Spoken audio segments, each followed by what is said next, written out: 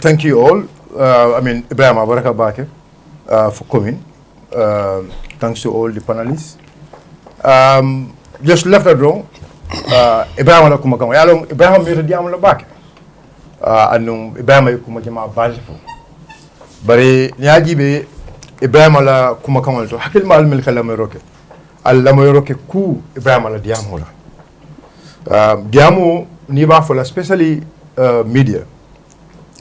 Enyanta fola anin dalila ko laka bare kana na fo ko mi nare middle drong just because it left ka karle nondi because it left la drong kaje ko it left a men way sabati no servo e be la point fola no e be la point fola aya yilinka dalilo mimbe Ibrahim aya fo no I'm a panelist here when you are a panelist when you are talking no you can't just say that I'm a latiye Ibrahim ngam fo I'm a panelist for na senatale Ibrahim ya fam ite no that's why we here for that that's why we jam come no allow me to talk. No. I'm responding to you, not anybody. I'm responding to you. So, that's what I want you to understand. You are the one who came here.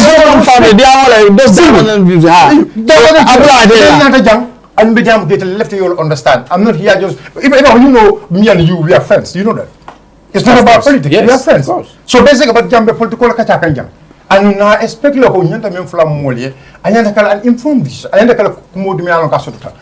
So nyanta I feel go ite diam an ko diam kan ndey because nan ndey left ke la moy left nimbe jable ne jable an to nyala. Kan jabi fenne me alon go me nakar la jele. This is what I want to tell you. So ngam fo jang is very simple. Ibrahim ile diamol kono. E ko tiamani ko dawo men fenke kombo is. Wallahi, Molmel Yalongo, Ibilamoroki. But in fact, I was somehow happy that Nene Blasamananja Koyoko, what Allah can slowly, whatever. I'm happy the way of it. But now we also Milan could be Lamuka. Wolfanan, Yahalun, it's a Nakaran to Yamen. Because it's a parameter from you were a contractor. You were a beneficiary for one of the world projects, Ibrahim. But you do fate in Molef You. In a ward. Namundo. Kulora Hospital. Namundo. Listen, Kulora Hospital. Jumale J renovate. With contractor. Jumale J renovation. No. You want to get it clear. I am. You want to get it clear. Who bring the innovation? Who bring the no? You have a question on Unica. You are saying Unica. Yes, and Unica. So what me dala? Yes, and Unica. You are going to get a fabel. And yes, and Unica. You pay the same job. Then whatever Unica. Okay. You pay the same job. Okay. You pay the same job. You are a guest project for me. You are a guest project for me for. You are a guest. For the Dibola World Development Fund, what? And the World Development Fund of Kabara Samana, Akuko, Kuloron Kola Health Center, and Yanda make sure that Puru were fence. Family. I'm going to tell you three things here. I'm going to give you three short. It's not the Kafoko Yakuba Daw Mang Fenke combo is. Pulled me along. It's misleading statement on it. You don't expect Yankuba, Yankuba Bekodo Sigalanyadi La Samba combo is. Because Yankuba Kiaman is a Kiaman of West Coast region. West Coast region of Kiaman or Mati. And know every word within West Coast region, Bayo new certainly under the leadership of Kiaman Yankuba. Every word. And like I said, Combo East Meikafo. Combo East is about 3 words. You have Jiboro words, Mayalong Kwate, Bayo from Lota Woloto, Kansilo Yanini. You have Pira word, and you have Farawa, is it a Kafuta word? Kafuta word, MPP. Jibora word is NPP, but Pira word the Madam UDP. But all these words sold, they all get their CS. A Bayla producer from the council under the leadership of Chairman Yankuba. So sitting here, Chairman Yankuba and Fenke in Como is woman friended me along woman to Tonyat. I'm going to tell you again. Natarabe men na wala Yankuba la own personal soul, for example. Yankuba may not directly from the council, but Yankuba almost about 3 borehole units within Combo East. Let him go and research that one also. Within Combo East. May Yankuba Darboe borehole not from the councils, not from the council funding, the world development funding. What did they expect? Did they want him to give them money or what? Name political events so that he contribute. Because he's a politician. Name political events so that he contribute. And make sure I have a contribution of you. That is what is expected from him. So Kafoko, Anum, so Kafoko, Ibrahim Akadamandofo, Kafoko, among Fenka Combo is, wo, Nindam Hayatan Diloko, whom offended me along just come and Kayankumanaka. Aladiamo from Korenki, Ako Darboe Talib promised. Ako Darboe Talib promised. But ako Damako, Ibrahim Akadame, Vokrava Menako, Darboe Talib promised a monkey Ibrahim Nyara, ni Atara sort of reform, ni Atara. About Morea Fai, a fananati the nuti. Morea Fai, a fananati the nuti. But Ibrahim take Kalla Jam, Abisur into the take Kalla, Walla, Sumawalla. I take Kalilako, Kafoko, I take a quite a mother fair. And Musira Jaro Babu Kafoko, Darboe Talib Taka, promise Kafako, you are going to be the flag bearer of the party. But Niatarafana, if the Larin Walla, it will be thinking that okay, the Simber Wakanko, Darboe Talib promise, let them bring evidence. Mon meter union Kajan, Yahujan of audio couldn't solve the Bujan, you will be for Jan. Your audio recording soul be for Jan, go be a bull, go Darboe Talib promise, call a bucket the flag bearer. But he answered, at Konamfil, I know Kumakamana. Darboe Talib promise. That's not true. And Darboe did make that very clear. And I stood by what Darboe have said. I know one thing is clear. Niaja understood Lebana because Darboe finted the Ayafu Asena. Talib finti ILO in the political platform. Namlamu Talib for the political platform or a Pavilion promise for the flag bearer. Nanamoy Talibla. Well, I'm new to go. Nim party leader local.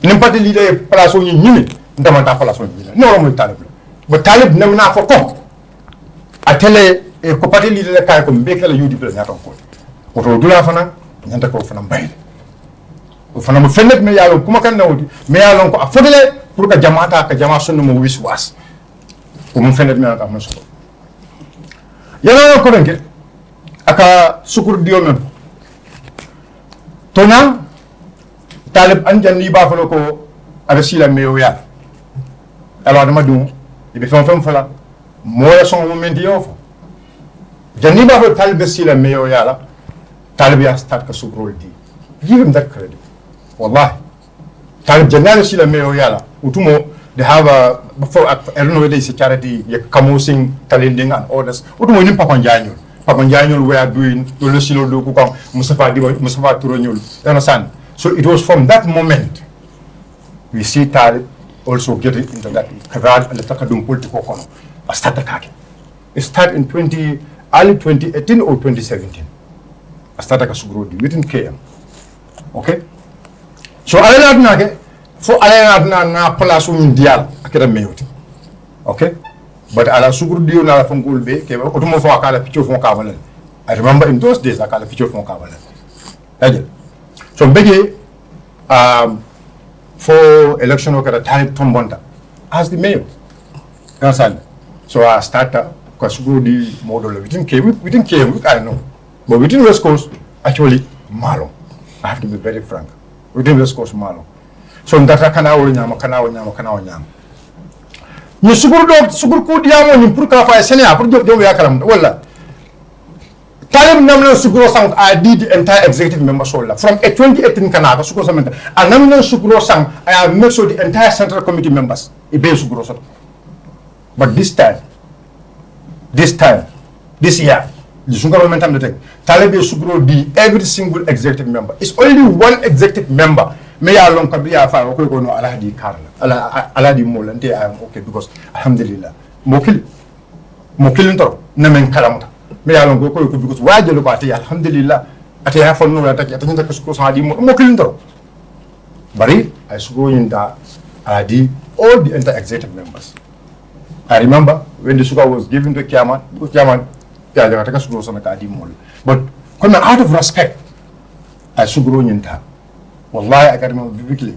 Sugro nyinka, yes, I sugro nyinta. Ako fafe ko, as I mean, I did more than me alone. I'm a sugro nyinta. Wallahi, I will. I'm a sugro nyinta because out of respect. Because no more bunya from you and take a bunya from water. But come on, Katana Lapo, Talib Naman Sukuro, the executive members or any central committee, entire central committee executive, central committee members for Nina. So, Najiro to say, Mulmel Lamoka, allow Minati no Lokela. But that judgment also, no Gula, Mulbulu, Milialonko, Ebenjibeka. Ibrahimako, after the delegates for the flag bearer selection, Ako you will fall in. Belafla Ibrahim told Fonye, told Melialonko ate long, ko wo told Wolbenum Sonko Wolbenum Central Committee. I told for Jambelianko Benin Central Committee. But Kabin flag bearer selection no can asile, ye will tie ye Bundi Central Committee. Alors Kumala back, prior for them for Mulia Lamoy. Because I can remember Damambo Kalam. But now, Talib is part of the, the Central Committee. And Talib is part of the people, Melialonko, will, they are the ones responsible of the party's affairs. It's part, coming 2020, at the executive colonel. It's part of the executive. Fokanafu B, Fokanafu Melialonko, after resign as an Fonko. Talib B. So, Bunny, I could delegate so you will fall in. Delegate to my you will fall in. But they made long as central committee more long or more killing at the central committee. So now you are falling to you, I understand. But to tell you also, to make it very clear, Janmum Wato Meya Lonko, if a cool Bekela, that was an executive meeting. Janiba the announcement of that was an executive meeting. And I believe that executive meeting, if Talib is not there, he knows the information, you know whatever happened at the executive meeting, Talib Yakalamunda. And I Akalamunda. But with all that, he applied. It is a larunko. It is a molmelialunko. It is a jigri wallella. Already you will bondu call colonel. It is a jigri wall. Every laringola. But it had a application on you. When you know very well, go many already you will fall in. It is all long. I want to get something clear. The Central Committee comprises of all those that are going to vote, or they are the ones who nominate those that are going to vote? No, the Central Committee are the people who vote. Meaning the 60-something, the people.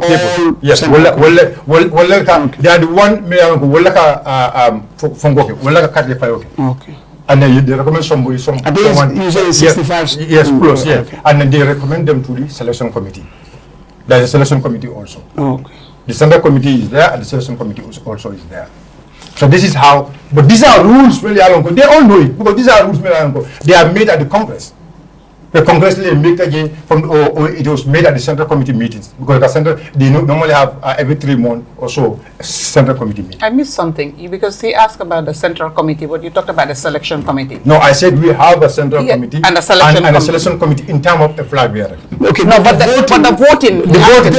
voting depends on the Central Committee. The Central Committee. Okay. They are the one who have the voting. Okay. All right. The Selection Committee. Okay, that's where I missed it, because when you talked about Central Selection, I kind of got. Good. So because these are mansoto. But not reference at Lakam Toro. I saw from Jumal Bundi, Jumal Dundi. Okay. Puribajal ko more so from that Kafaham. I don't get monthly salary. Ako Talib man taraka murjo comme mon mila ko akejo tar political karola ako man so wallahi men kal anu vraiment be mu misin molet afna se kal ase kal min wallahi men kal ko mo so da mali alon ko Talib ke jo political billahi wallahi talla nde ben kal ni ko awdina basali mu dal men kal most of the media lonko ikenjo. Would you be fair here? You said you should bring names. So color is fine. I'm a Muslim and I believe that. Okay. But you tax him to give names. Okay. You also try to Thank you so much. Okay. That would be Thank you so much. Thank you so much. So I man la name so but you me for that. So let's be fair. Una name so. Bombay sa. Mole me alon kan de ba device care. Not bank. Bombay sa. Abe mole kono me alon ko Talib ki ya. Vice chair of what? Vice care of not bank region. Okay. Bay Sar. Bombay sa. Bay Sar. Bombay sa. Abe mole kono me alon ko Talib ki ya. Monthly. Police ko. Right? Okay, point. I can make that very clear to you. I don't want to Keep naming them. Don't dictate me. I just give you one. Just now. You can also give one. No, whatever. You can give whatever. It's fine. Yeah. Honestly, I don't model, but I'm going to put out. you understand. At least you have To make it very clear. It's fair. You understand? That's fair. That's very clear. Again, ako ate Ibrahim ning Yanks temo. I often for them back. Akani Ibrahim ani Yanks temo. Ibrahim la kiamania mamira atemira sanji fula. Ala kiamania. I think it's almost a year, 1 year or so. Ibrahim la kiamania. But it was Ibrahim munu council I lot of council yala. Kabalo da council yala aboita.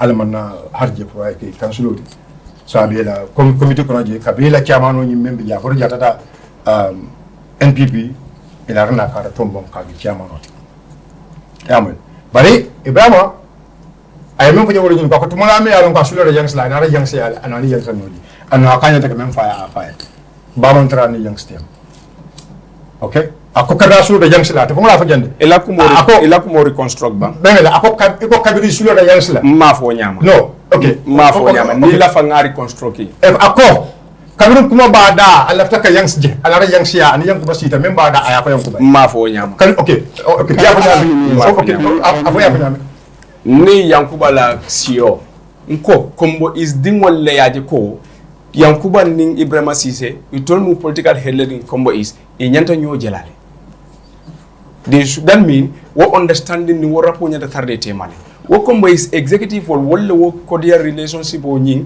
sorry wo negotiation o nyin dara nganyina fo en ko e ko han kabiring ay mo kinan ka ko pour nga support ngami fo wo en kay ko nakumo ko ta falina ni nga fo ay mo kika ay mo min kina nga fo wole en kay ko nakumo ko ta falina ni nga fo e nyam so sa min bije wolle wo initiate ko den albembula la ana ko dem ale la man so dem ko le ki fer okay fine ko dem male okay nga e tandi wala ko say albe sonna la ni Yankuba si na nyimba de mun kacha ya famle kombo is la kuoto ka min bije adumondi awor ma kay tandi Yankuba ya famle mbaje senende lema e ko kansulul min fo o kansul kam min fo nga fayele ngay ko ani just that's clear now yeah so tawo me alongo ako kombo isinko wala alfa ñu kabri ya je ko atende Yankuba do ko kelal ensemble atama je ko ani Yankuba do ko kelal but kabri woli ya je ko atende Yankuba do ko hani o falante no hani mama you give me the problem o falante this the problem no ndama fo tewo ndama fo tewo ndama fo tewo fo bandama fo idama kuma kawo nyin Kenya mu woleti ndama fo tewo kabri kombo is alpha ya je ko Ibrahima mu political nyaton koleti ya mo political nyaton koleti ye mo fulo ya make sure ye Ibrahima sama nan ila na rakiama ne si e kachata that was an environment it was actually created right so Ibrahima ndaka daawon do foje wala ñu ko yem ko mole yam ko bay mo ki ta kam sa no ko yam ko ba mo ki kam mentade kam o mari le wulta fon e kata ba yako mo ki kam because now ko ikam mo fodo yam ko ba ma foy But how do you know that? no Ibrahima ko yam ko ba le mo ki kam bari ngam mo fodo ñu ko yam ko ba mam ndala lamno ko mentade Ibrahima kam waya jele ko Ibrahima ni to nyata do ko kelen ano Ibrahima sunte aje Ibrahima du bulo mento atara Ibrahima ya ka tandala ko Puro ani Yankuba Doko has the chairman of West Coast region. Because Ibrahim is also a Sonko Mati, I mean, selected, nominated councillor Mati. You didn't miss his point. Can I repeat? Yes. He said Yankuba sent someone not to work as local regional political but for flag bearer position. Is that what he said? That is it. No, that's it. Some more. That's it.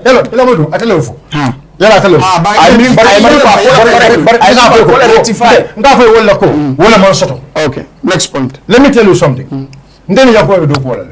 Absolutely. The flag bearer issue, wallahi, I know you understand. Ever since. Ninkoyoko, for example, flag bearer you near Tom Moatatan, wallahi Safania. Let's me. I don't do that. But come and Kapo Yankubale Koti ko. Put your support. Flag bearer, woman shuttle. I can tell you the 100% ko man sort because now because now you can and do more than me. So this is not based on evidence. This is based on historical it's not based on evidence. No, and that's fine. It's based on evidence. And I know it's a perspective soul movement. Okay, understood. That is clear. And I know it's a perspective soul movement. Right? So I call them photo. Safi Ibrahim ko umfenadi meya lonko woman shot. Ite malala. No, amansato. Nde malala. Nte ko malala. Anu lenke ne ko aka même fo wala ndu amansato. No.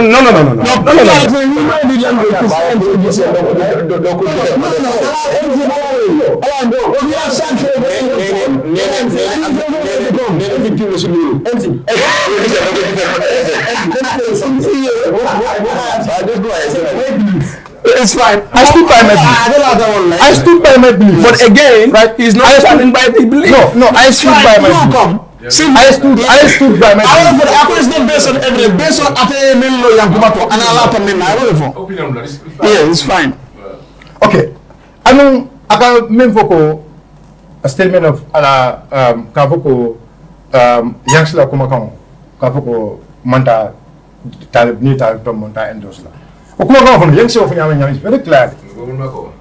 Yanks o kuma kan fanya ni. Whatever. It was so not ni ko même fo kavoko Yanks mo yes Yanks la. But afu nyami is very clear. Apo na jiko men je Talib la. No continental. I am not going to endorse you. That's what he says. The way he's behaving, and it's going to be worse than it's going to be worse than Bayo. That's what he says. Yeah, but what we want to make this clear. I'm going to resign or move away from UDP, or I'm not going to endorse it. That's what he said. What he said is very clear. Let's say me follow me to call. Talib be manya kan nyame. Abe manya kan nyame. It is going to be even worse than Adama Barrow. The near Tombo, the UDP Gula. That's what he said. Okay. I don't know. That's what he said. And that is something I believe moment now is going to say the same thing. Okay. Because I alone remember caring and I alone go na Barrow to remember na kupi on you na Barrow to whatever the remember about Barrow in terms of UDP la code Barrow Jiko Melke. That is what is, and then the evidence of that one, we all seen that one. Many then Kiamanu be resigned now. Particularly some of the executive members be resigned now. Be resigned now because these are people who are going to Talib and to lack participation of Talib. Na particular position as the organizing secretary, and being the organizing secretary of the party, you are not only the mayor of KMC, but the organizing secretary of the party. Ning Tonya Beje. As organizing secretary of the party, West Coast, for example, there is a chairman in West Coast. May I not go your counterpart? No, there is a chairman in West Coast. May I long MC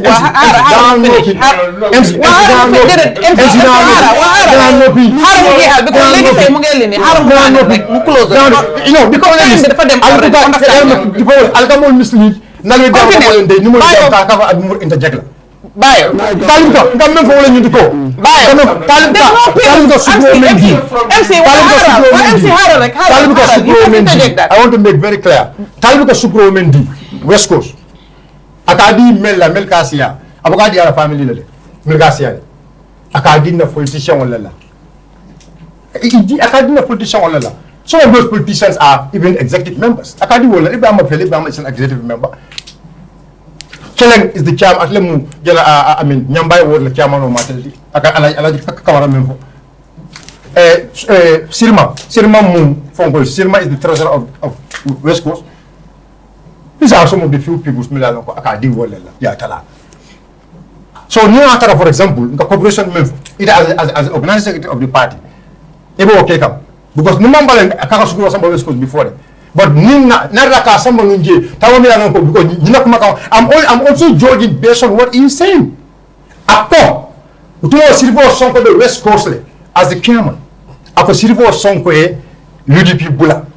And there is no chairman for West Coast, so Talib is doing things to make sure to consolidate West Coast, to maintain the base. Now we have a chairman. Now and you are the organizing secretary. Now I never make cake come. It doesn't like cake and prove no.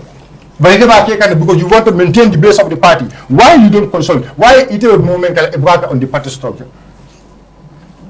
Let's make this very clear. Nkan no no go. Nkan no no for Jambalan Dila and Sator. Anu Jamalan will be Lamu Naloko Ekaulamu very well, and they will really understand that word.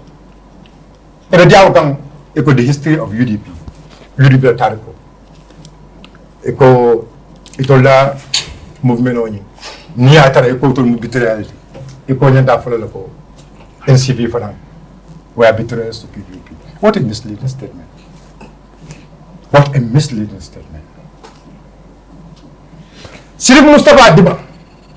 Ado do ko num PDP masakunda la kono. As the vice president. Sirif la do ko ma wale budutota allegedly yamuta and budutola Sylvia Jaco kula mbe yalo ko conflict Sylvia resigned the moment Sylvia resigned after Jawara yata ayake ambassador in Brussels after at the formal resignation kabaka ambassador in Brussels Jawara na recall ayake minister of economic planning so kabaya minister of economic planning Jawara ya bay world determinate ya bay nilu ime bay I want to make I can't from munyo to ya mfenda me ya lon kan mankati Jawra le sirif PPP le sirif bay kabin PPP sirif bay le sirif ngara na kap NCP law par nilu duma le bay nilu mo man nilu bay and you can never Gambian ko le wolo nyundu ko pour comment a coalition pour na kafu nyom whatsoever ñu la fero movement o ñu la kada ko be movement wala ñu ko kaaje ko mo ko kilim ito la fa don kaaje wala masa they don't want to believe in the party policy they don't want to believe in the party principle wallahi and I will repeat it again Ibrahim ñul kam be for jang if Talib is given the opportunity to lead this party none of these people will say that against UDP it can then be for UDP ma be wallahi ni atara Talib is given the opportunity to lead UDP, be it or be for the UDP. But because they lose an opportunity, they've been floating for almost 4 years. Sometimes I don't blame them so much. Because now, I know how hard it is. You go for a coup d'etat and you lose the coup d'etat. If you go for a coup d'etat, you lost it. You know the repercussions. Am I easy there? So I feel that for them. Because it's a coup d'etat. Ya kada sanyi nani e ba kada kam o kudeta yum alaman naw baraka ko kudeta nyundo but locally do la kudeta den tol be mutade mais soronde ne bulen mais ne bulon kono bari e man kun non kono il faut la joko itol bitale because la kudeta me laftara laftaka je wo so nko ko na balawo be tarana ka be wolo nyundo ko wo fenne de me yalon ko ata soron ñu lakam fa data ta be mu wolati ya ñu ta menna another jablo kenemendi amon kili ano later also fair and later I make later bala and I wish he explained that one also here because the reasons of resigning I will make later on in balance. We're talking about the principles of the party. What principle of the same principle you people are talking about here? It was those principles and those manner that your mayor was selected as the mayor of KMC. Others they feel grief, they left, but he stayed because he get the position and the way he stayed. When he was nominated as the mayor to select 2018, the way he stayed, and 2023, the way he stayed, I swear, wallahi, Yatomo as the flag bearer of the party, he is going to stay in the party, and you will stay with him. political lem Ibrahim man ka ñëw jawdi bare mais même fula ay ka toñaati ay ka hak nena toña fa dorom ibajelo ko mol fo la sympathy but it's not because misleading people you feel like you will have public sympathy. It's not going to happen. Gambians are wise. That's why I say to someone, this movement, it will unite for change, or united movement for change. No! Nobody should call this movement as united movement for change. Instead, it should be called divided movement for change. Because they divide from a party. You divide from a party. You divide. And I tell you one thing, if other political parties are very serious, you understand, they should not even count these people. Because why? These people, they already,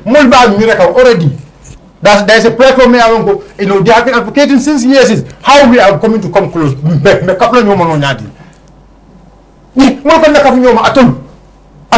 mo kunkilo la ko jama sun de men atol ka do sonna wala atol parti o fara atol parti o ko alka ka mo lo unite alka duma unite atol ka duma lo unite ni banko kan jam atol parti o ko already aka mo lo unite. These people are not called unite. It's not you, I don't know UFC or UMC number. It's not UMC, it's DMC or UFC. The divided movement. What about this other point? Would you want to clarify that? Yes. Which is reconciliation efforts at his personal and other. Okay, so reconciliation effort. There has been a lot of reconciliation meeting, but have never happened separately. And this reconciliation meeting will be done. One of the reconciliation meeting, it was summoned by Bolshevikan. It was summoned by Bolshevikan. Talib was there, Rohi was there, Yankuba was there, Landing was there, Lamisane was there, Kemosita was there, Bajamba Bojan was there. That is after the flag bearer thing. No, before the flag bearer thing. The guy was talking about the flag bearer thing. I think that's what they're talking about. Okay, no. So there are a lot of reconciliation efforts well before you could happen. And Kabri you call Fanantara Eketa. I got reconciliation call them for. To tell you the truth, they the Makalam. To tell you the truth. The Makalam, I don't do Menkalam the Kano. But they understand the core. The party have done a lot to put the house in order. To put the house in order. And that is reconciliation. Yeah, more. What I said, the party after the flag bearers, no, I'm not aware of some of these.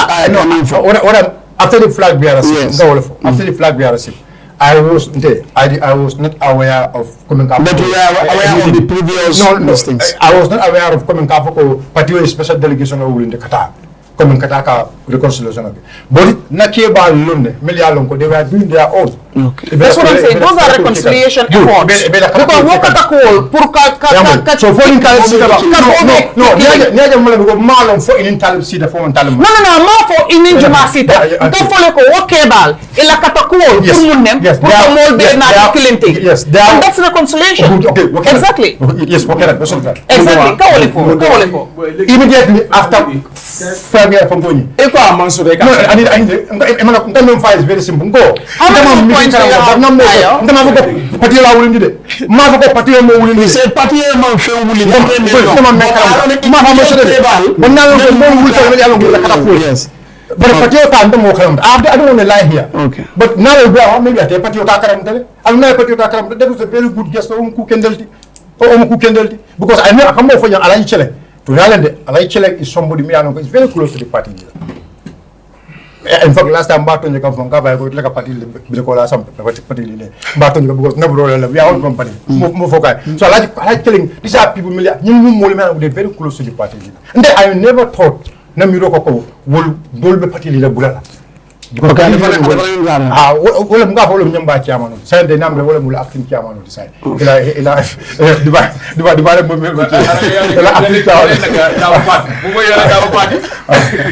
so I think it's clear. Is this a good place for you to land?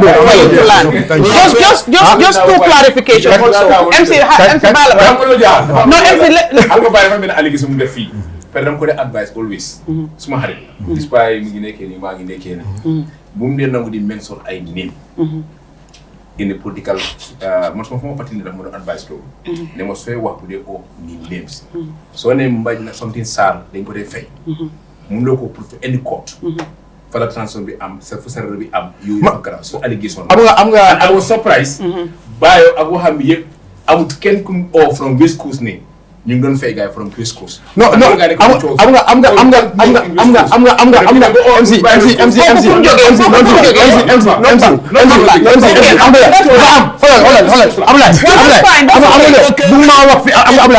me make it very clear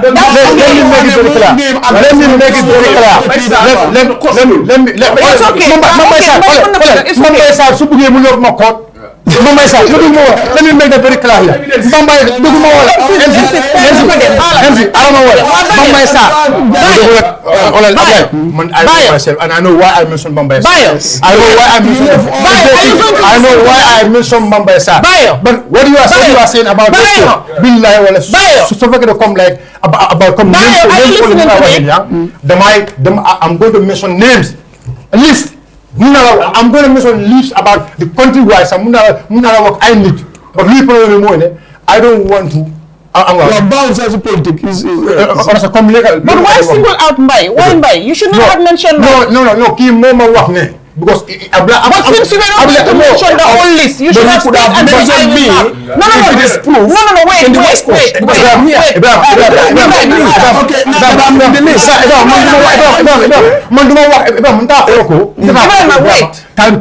I have to be very firm.